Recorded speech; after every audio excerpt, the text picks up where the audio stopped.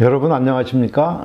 오늘은 생활법률 시리즈 중에서 우리가 흔히 대하는 가볍지만 또 그렇게 가벼이 봐서는 안 되는 판결들, 더구나 이제 1심이나 2심에 나오는 그런 판결들 중에서 필요한 것들을 뽑아서 한번 말씀드리는 시간을 갖도록 하겠습니다.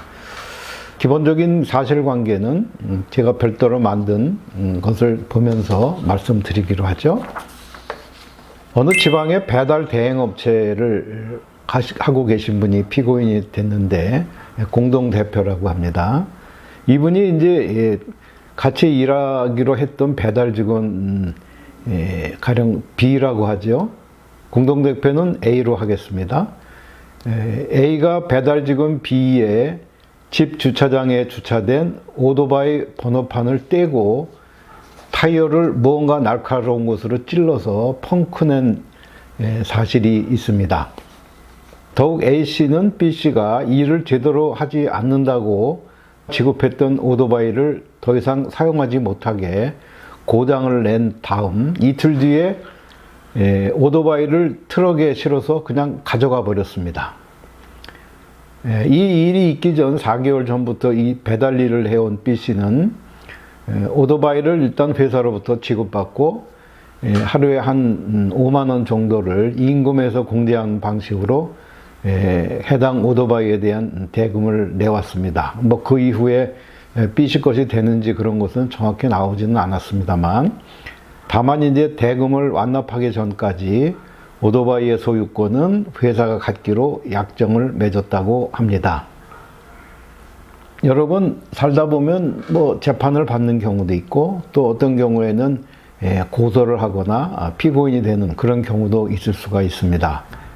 우리 법은 특히나 이제 형사 관련 법률은 죄형 법정주의라고 해서 죄와 형을 아주 엄격한 요건 하에서 처리하게끔 그렇게 규정하고 있습니다.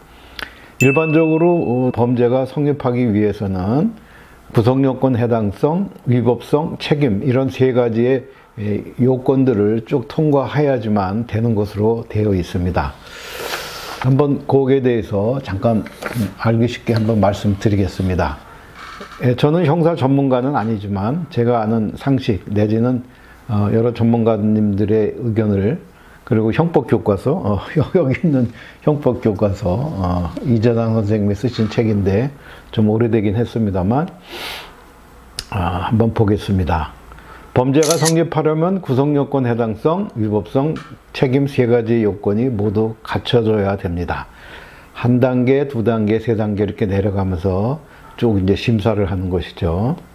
구성요건이라는 것은 범죄가 어떤 요건에 해당이 돼야 되는지, 다시 말씀드려 형사처벌이 되는 일정한 요건이 법률에 규정되어 있고 또 그런 어떤 행위가 범죄 구성 요건을 충족해야 한다는 것입니다. 형법 총론, 형법을 처음 공부할 때 보면 상당히 이해하기가 난해한 경우가 있습니다. 주로 이제 독일의 법학을 많이 따랐다고 하는데, 물론 저도 그냥 주워 들은 얘기입니다만, 관념적이고 또 그렇게 그 관념에 사유하는 것들을 다 이렇게 정리를 해놨기 때문에 언뜻 한두 번 봐서는 이해하기가 쉽지는 않습니다. 행위라는 것은 뭐 행동 그런 것과 비슷하지만 좀 다르죠. 어떤 일을 한다, 또 어떤 행위를 한다, 이런 것이 반드시 범죄랑 관련되는 것은 아닙니다. 범법행위라는 말이 있지 않습니까? 뭐 범죄를 범해서 하는 행위다, 그런 뜻인 것 같은데, 그냥 우리가 그냥 일반적인 그냥 뭐 법하고 관계없는 사실상의 행위들도 많이 있고요. 또 도덕적인 행위도 있고 뭐 여러 가지가 있지만, 오늘 이렇게 판결에 관련돼서 보는 것들은 대부분 다 범죄 이런 거에 관련된 것들을 보는 것이죠. 그래서 이제 우리가 보기엔 일반적으로 저 사람 참 나쁜 짓을 한 것 같은데 죄를 안 받는다고? 왜 그러지? 이렇게 봤을 때 법률에 그런 행위를 처벌한다는 규정이 만일이 없다면 그건 구성요건 해당성을 결여하기 때문에 처벌되지 않는 것으로 되어 있습니다. 그 다음에 이제 외형적인 행위가 범죄 구성요건을 이렇게 갖추고 있다 하더라도, 물론 객관적인 것이죠. 그런데 이제 이 행위에는 객관적인 것만 있는 게 아니고 주관적인 것도 있습니다. 다시 말씀드리면 그 행위를 한 사람이 이게 뭔 일인지를 제대로 인식을 하고 행위를 해야지 성립이 되는데, 이것을 이제 주관적 구성 요건이라고 하는데, 우리가 많이 들어봤던 고의와 과실, 그런 게 있지 않습니까? 고의는 반드시 그렇게 될 것이다, 내지는 어쩌면 그렇게 될 수도 있는데 뭐 할 수 없지, 이렇게 말하는 미필적 고의까지 다 포함한 것으로 되어 있고요. 원칙적으로 고의범에 대해서는 형사처벌을 하고, 과실범은 법률의 규정이 있는 경우에 한해서 처벌을 하는 것으로 되어 있습니다. 이게 이제 소위 이제 위법성에 관련된 문제죠. 이 사람이 이제 법을 위반하였는지, 불법하고는 좀 다릅니다. 불법은 약간 범죄의 그 정도나 이런 것을 말하지만, 위법이냐 적법이냐 그런 걸 나눌 때는 위법성이란 말을 쓰고, 이를 주관적 구성 요건이라고 하죠. 주관적 구성 요건에는 고의와 과실이 있다, 이렇게 생각하시면 되겠습니다.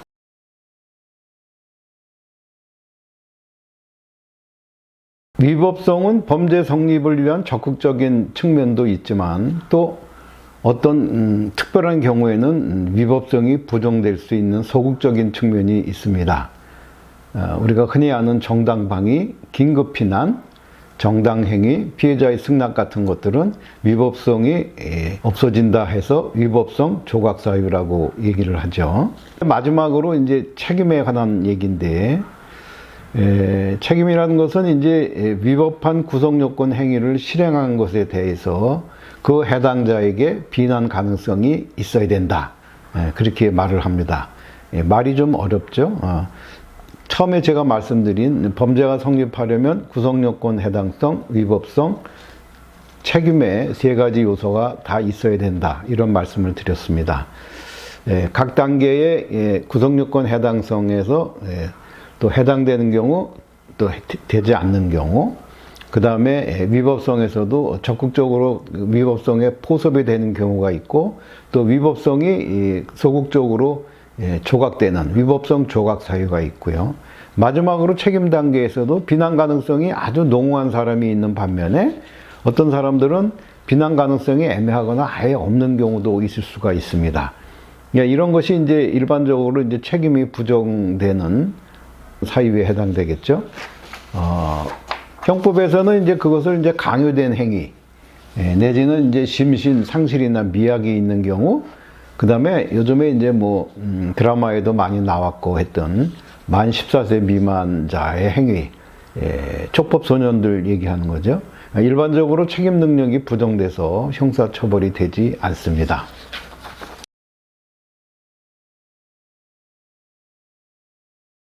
이번 판결을 한번 보겠습니다. 오죽했으면 택배 대행업체의 공동 대표라는 분이 거기서 같이 일하는 사람의 오토바이를 막 이렇게 부시고, 손괴라고 그러죠. 재물손괴도 같이 포함이 된 것 같더라고요. 그리고 이제 그거를 트럭에 실어가지고 가져가 버리고 그랬을까.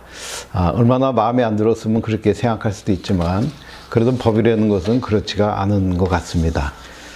절도하고 재물손괴의 혐의로 기소가 돼서 유죄를 인정받아서 일단 벌금이 50만 원에 집행유예 1년형이 나왔다고 하는데, 이번 판결은 이제 그거에 대한 2심, 항소심이죠. 당연히 피고인은 불복하겠죠. 아니 뭐 그 회사가 지급한 걸 내가 준 거를 내가 갖고 왔고 그러는데 그게 뭔 절도냐, 이렇게 생각할 수도 있는 거겠죠.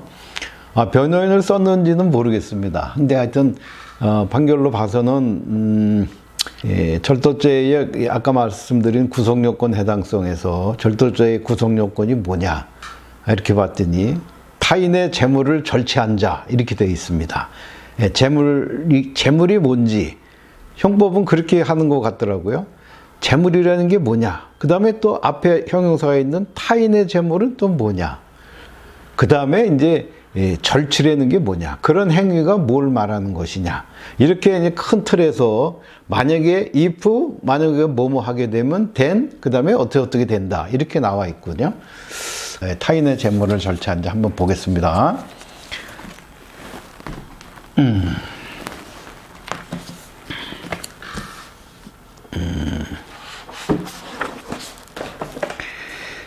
우리 형법 329조 타인의 재물을 절취한 자는 6년 이하의 징역 또는 1,000만 원 이하의 벌금에 처한다.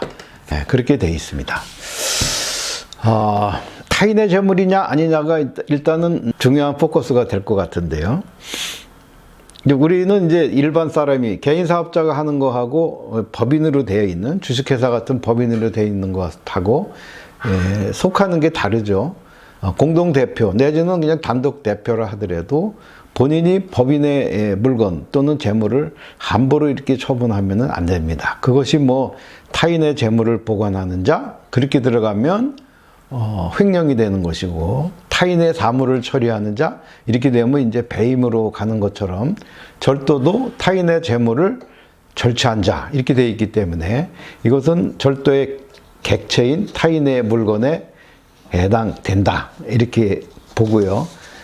더욱이 점유자의 동의가 없어서 타인의 물건에 대한 피해자인 B씨의 점유를 침해하는 행위로서 절도죄의 구성 요건에 해당한다. 그 다음에 이제 주관적 요건으로서 절도 행위인 것을 알고 그리고도 범죄를 저질렀다, 고의를 말씀드리는 것이요. 아까 말씀드린 위법성 부분에서 그런 고의가 있다, 이제 그런 말씀을 드렸고, 그 다음에 이제 책임, 비난 가능성에서는 특별히 아까 말씀드린 뭐 강요된 행위, 심신미약, 또는 만 14세 이하의 자, 이런 데 해당이 안 되기 때문에 결과적으로 이분은 항소심에서 절도죄를 선고받게 되었던 것입니다.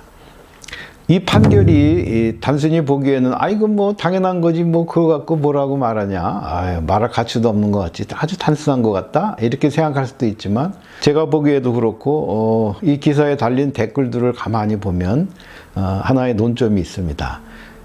우리는 아무리 자기의 재물이다 아니면 자기가 이렇게 갑의 위치에 있다 하더라도 소위 말하는 의 재물 또는 의리하는 이런 것에 대해서 함부로, 그러니까 채권자가 채무자에게 함부로 할 수 없듯이 이런 판결도 그런 것들을 다시 한번 확인해 주는 판결이라고 봅니다.